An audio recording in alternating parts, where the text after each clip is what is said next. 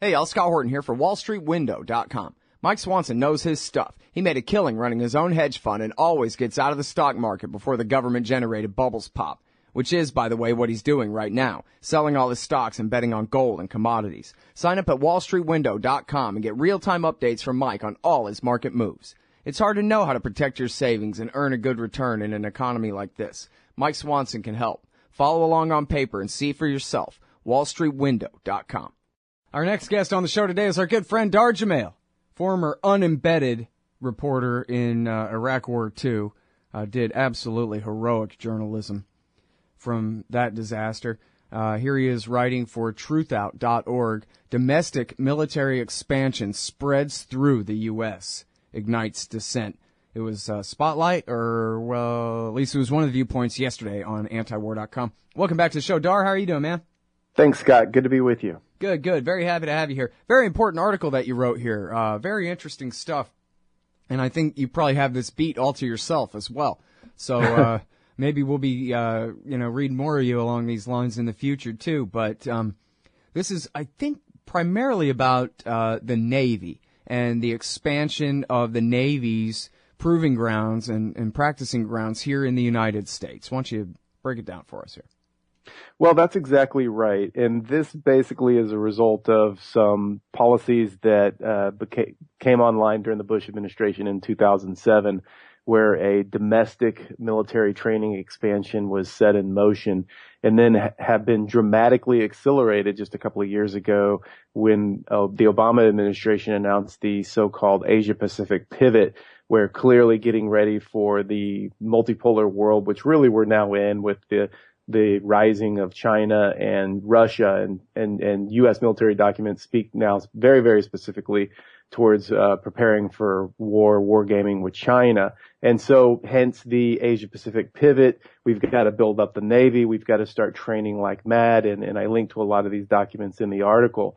But in sum, what this has resulted to, I mean, even long before this happened, every single coastal state in the United States had very, very heavy active naval training exercises happening, but these are all being expanded, as is the training right now as part of this Asia-Pacific pivot. And so what that's resulting in is a dramatic increase in electromagnetic warfare training, expansion in the training grounds, and it's also resulting in a major infringement on national forest lands, national parks, and even cities where people are living, where military buffer zones around bases, for example, are starting to infringe upon cities, and in some instances the threat of eminent domain and this kind of thing. So literally domestic citizens in the U.S. are now being encroached upon in various ways by this U.S. military domestic expansion.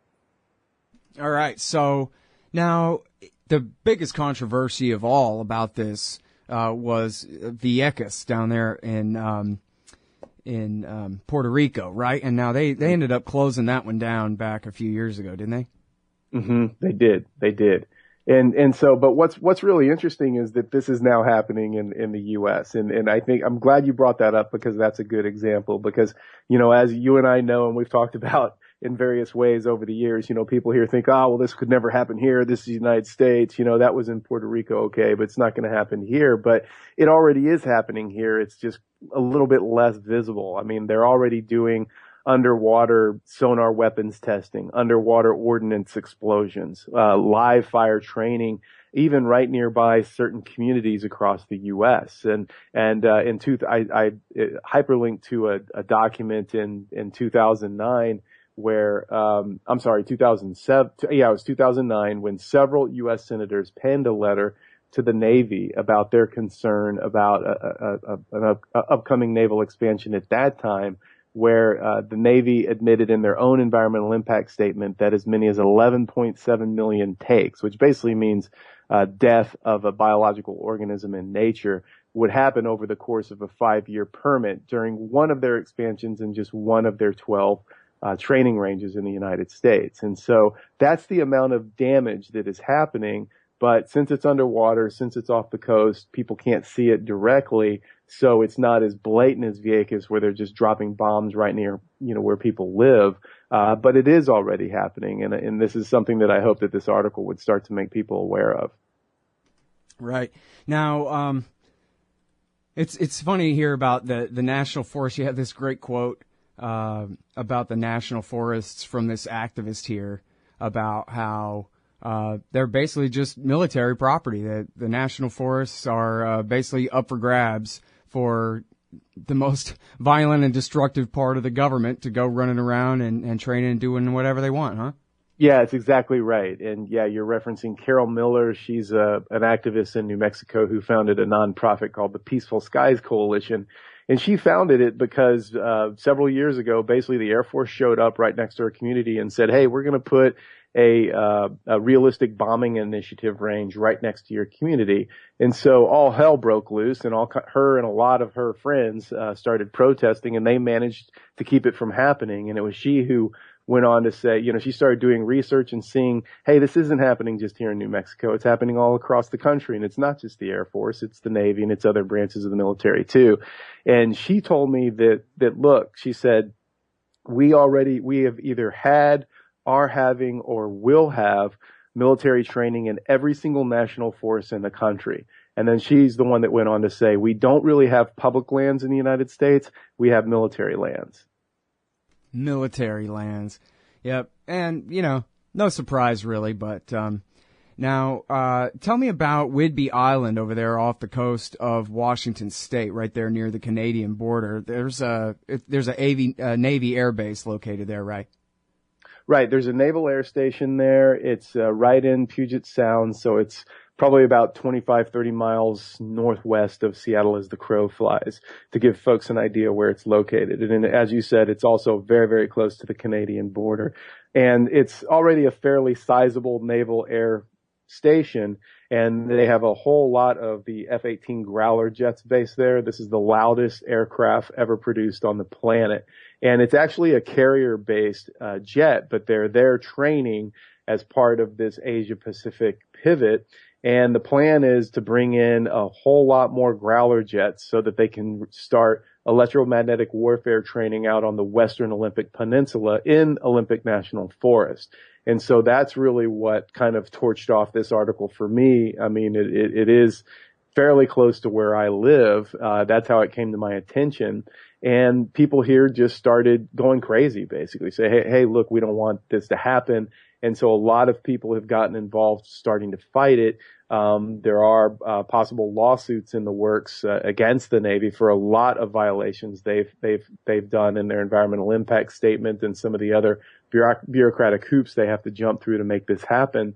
But, I started digging, and basically there's even outcry from the Canadian side. A Canadian Minister of Parliament named Elizabeth May, who's also the head of the Green Party up there, actually sent a letter to Canada's U.S. ambassador, Bruce Heyman, expressing her direct concerns over sonic booms that have been happening across the skies over her constituents' heads, loud enough that it's literally rattling people's windows and knocking their cookware off shelves and things like this.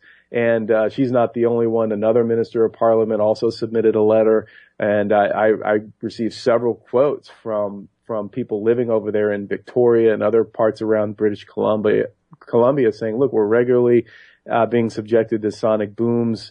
It's very, very unsettling, and this has got to be violation of some kind of treaty. So there's a lot of outcry happening up here now. That's why I mentioned the dissent bit and go into that in the article, over what's happening, and then also over a really, really bellicose response from the Navy. Right. Now, I want to talk more about the activism and the pushback against the activism when we get back from this break. Music's about to start playing here in just a second, but so let me remind the good folks, you're listening to Dahr Jamail. He's the author of this new one at Truthout.org. Domestic military expansion spreads through the U.S., ignites dissent, and I think you guys will be shocked but not surprised to hear about the military pushback against the American citizens, we the people, who would take exception to the Navy's plans for their private property. We'll be right back in just a sec. Hey, Al Scott here for MyHeroesThink.com. They sell beautiful 7-inch busts of libertarian heroes Ludwig von Mises, Murray Rothbard, Ron Paul, and Harry Brown. These finely crafted statues from MyHeroesThink.com make excellent decorations for your desktop at work, bookends for your shelves, or gifts for that special individualist in your life. They're also all available in colors now, too. Of course, gold, silver, or bronze. Coming soon, Hayek, Hazlitt, Carlin. Use promo code Scott Horton and save $5 at MyHeroesThink.com. All right, you guys, welcome back to the show. I'm Scott Horton. I'm talking with Dahr Jamail. He's the author of Beyond the Green Zone. And here he is. He's covering militarism and environmentalism at the same damn time here with this piece in Truthout. Domestic military expansion spreads throughout the U.S., ignites dissent. So let's talk, first of all, I want to get into all the activism and the military pushback and all of that, but give us a good rundown on the harm here, Dahr, for wildlife when it comes to people's private property rights, et cetera, as best you can. Wow, where to start? Starting with human harm, certainly I've written a couple of articles in the past about the impacts of just the electromagnetic warfare training itself, because I interviewed an expert, actually a professor emeritus, on the subject of biological response to low-level electromagnetic radiation, a guy out of Washington State University. And he talked about how even extremely low levels of electromagnetic radiation, I mean, we're not even talking about beginning to get in the ballpark of the intense levels that the Navy will be using during their trainings and certainly during warfare. But even the extremely low levels, there's literally dozens of peer-reviewed studies that show they increase the risk of cancer, they cause childhood leukemia, they're very dangerous for pregnant women, very dangerous for young people and older people, et cetera, et cetera. And I went on to go on and cite and actually link to several reports verifying this, one by the Navy itself, which I found very interesting, another one by the U.S. Air Force itself, and then another one by NASA. So it's very, very clear. You look at these reports, you look at the number of peer-reviewed studies and ongoing contemporary peer-reviewed studies, and it is irrefutable that even low-grade electromagnetic warfare training is going to be very, very dangerous to humans. Well, what exactly do you mean by that? You're using Aegis radar, or? Well, they have ground-based emitters, at least just with the program they're looking at out here, where they would put 14 RV-sized ground-based emitters, basically these big antenna that they can drive around on the ground, put them in various locations around the national forest, which they admit themselves that, well, the Navy claims that they're not harmful because they say, look, a human would have to stand nearby these ground-based emitters for 15 minutes, at which point their eyeballs would melt. But no human being's going to stand near these emitters for 15 minutes because we're not going to let them. So that's basically their response. Mm-hmm. And then the planes would, of course, fly over and be obviously using their radars to locate these. And then the Navy claims they wouldn't be doing radar jamming and that kind of thing. But talking to some folks in the military I know said, no, absolutely, they're going to be doing it because the Navy itself says we train as we fight. They want to have the most realistic training scenarios they can. That's why I mentioned earlier the use of ordnance and live fire and et cetera, et cetera. So that's the level that we would be talking about. But even in the Navy's own environmental impact statements, they kind of give these sleight of hands where it is clear by the example I just gave that even standing nearby one of their emitters for a few minutes is clearly going to cause biological harm. So that's just one example on the human side. And then just quickly on the wildlife side, mm-hmm. For example, again, just using their electromagnetic warfare training out here, a billion, according to the Audubon Society, 1 billion birds use that area as a migratory pathway. And there's numerous studies also out there, also contemporary, that show that even low-level electromagnetic radiation is going to have a deleterious impact on a bird's bionavigational ability. So, there's 1 billion birds right there that are going to be affected. Just by that, I cite numerous other studies that show, and even recent news reports showing their underground sonar testing and underground weapons training as well is killing whales and dolphins. There's been a lot of whale and dolphin kills off of the coast of California, some off of Oregon. This is all in direct response to Navy sonar trainings. So those are just a couple of short examples. Right. And yeah, and that's really important when you're talking about messing up the entire food chain here. And I guess, these are small parts of it, but mass damage can be done all at one time. If you have however many dozens of dead beached whales, who knows what else happened to the rest of the wildlife under the sea that got zapped with the same sonar that zapped them. But seems pretty damn destructive on its face anyway. Yeah, that's exactly right. I mean, and these are just a few examples. And, to give, just to kind of circle back around to what I mentioned earlier, I mean, just in one of their environmental impact statements while they were applying for a permit for more training back in 2007, even the Navy itself estimated 11.7 million takes, which means dead wildlife critters, during one 5-year permit for one permit in one range. And there's at least 12 ranges that we know of. All right. Now, sorry, we're short on time. You know how it goes with these segments, but tell us real quickly about the people doing something about this and what the Navy is doing back to them for trying. Well, there are several groups now, even a lot of the leading things like National Resource Defense Council, the Sierra Club, a lot of other national wildlife protection groups like Animal Legal Defense Fund, Animal Welfare Institute, Center for Biological Diversity, and a lot of activist groups that are involved in trying to push back and stop them. And when they've done this, so certainly with the activist groups, the Navy has actually brought out trolls, and a lot of their own pilots up here have been posting very, very negative and oftentimes threatening comments to their websites that they set up. Things like, hey, how about we just strap one of you guys to one of our growlers next time we go to war against ISIS, and you can see how that feels. And then, one quote I have pulled up in front of me, I think it's worth reading in full just to give people an idea of the bellicose response.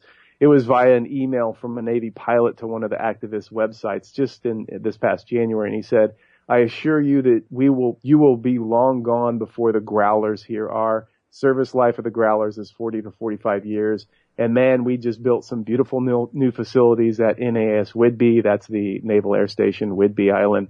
Washington is the absolute best state for military airspace, wide open skies, and unpopulated areas. You are not important. In fact, you scumbags are completely expendable." Yeah, absolutely. That's because, like it says in the Constitution, we, the government, allow you people to exist at our pleasure so that we can tax you and build jets with your money so we can kill Arabs with it. That's what it says right there in the preamble. And all of us are expendable because the government comes first before the citizens of this United States, right? Right, exactly. Things are just a little bit topsy-turvy. You got to read between the lines a little bit, but it's pretty much right in there. Yeah. Clearly, that's what's happening. Yeah, it might as well that's be the way clearly their attitude. Wherever would we be without the Navy here to protect us from the terrorists? Give me a break. Right. Yeah. Buy them another $20 billion submarine. I know. It's really out of control, but I hope that people pay attention to this because it is happening. It's happening across the country, and don't wait until it's right up against your community because if it's not there now, it's coming your way. Absolutely. Great work as always, Dahr. Appreciate it. Thank you, Scott. Appreciate it. All right, y'all. That's the great Dahr Jamail. He's at truthout.org. Domestic military expansion spreads through the U.S., ignites dissent. It's a really good piece. Please go and read it. In America today, teachers, cops, judges, and other so-called public servants make far more than the average taxpayer. And their pensions, well, if the people knew, they'd join us. That's where you come in. Taxpayers United of America is embarking on a great new project to train activists how to take on the parasites in your communities. The entire process, from prying loose the facts to disseminating the truth to the people. The next of these great workshops is Saturday, April 11th in Las Vegas. It's just $15. For more information, go to taxpayersunited.org/govpensions. Hey, y'all, Scott Horton here for Liberty.me, the social network and community-based publishing platform for the liberty-minded. Liberty.me combines the best of social media technology all in one place and features classes, discussions, guides, events, publishing, podcasts, and so much more. And Jeffrey Tucker and I are starting a new monthly show at Liberty.me, Eye on the Empire. It's just $4 a month if you use promo code SCOTT when you sign up. And hey, once you do, add me as a friend on there at scotthorton.liberty.me. Be free. Liberty.me. Hey, Al, Scott Horton here. It's always safe to say that one should keep at least some of your savings in precious metals as a hedge against inflation. And if this economy ever does heat back up and the banks start expanding credit, rising prices could make metals a very profitable bet. Since 1977, Robertson Roberts Brokerage Inc. has been helping people buy and sell gold, silver, platinum, and palladium, and they do it well. They're fast, reliable, and trusted for more than 35 years. And they take Bitcoin. Call Robertson Roberts at 1-800-874-9760 or stop by rrbi.co.